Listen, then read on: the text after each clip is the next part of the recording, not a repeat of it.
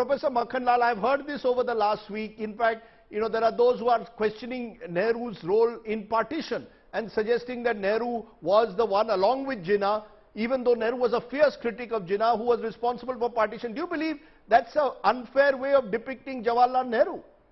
I am not for one who would like to diminish freedom fighter called Jawaharlal Nehru.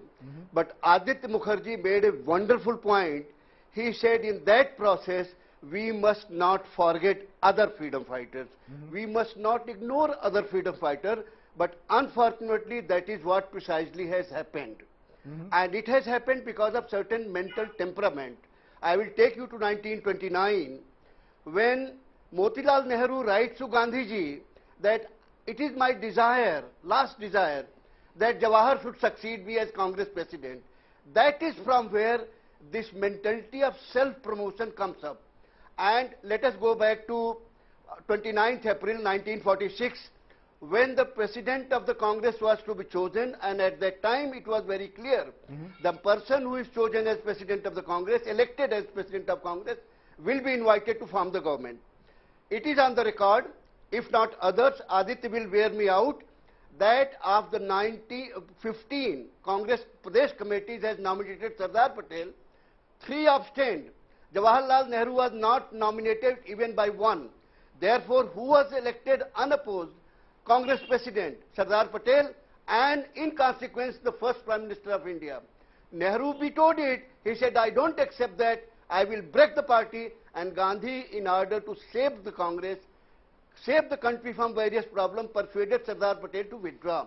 That's how Nehru became the first Prime Minister, not unopposed, not elected, but nominated by Gandhiji.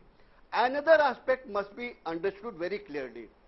From 1947 to 1957, all the freedom fighter colleagues with Nehru left Congress, left right from Rajaji, first Governor General and second Home Minister, to Lohia, Jayaprakash, Pilu Modi, all these people left. Why they left?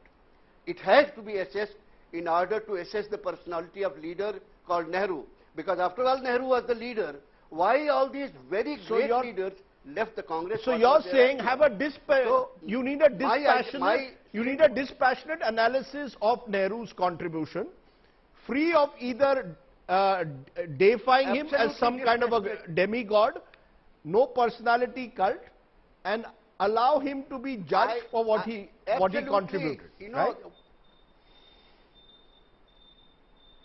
Absolutely, I agree that I'm not saying demystification of Nehru. I will not go into that.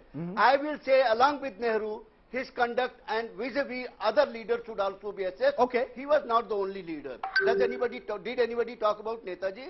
Does anybody remember Rajgopalachari? Does anybody remember Rajendra Prasad?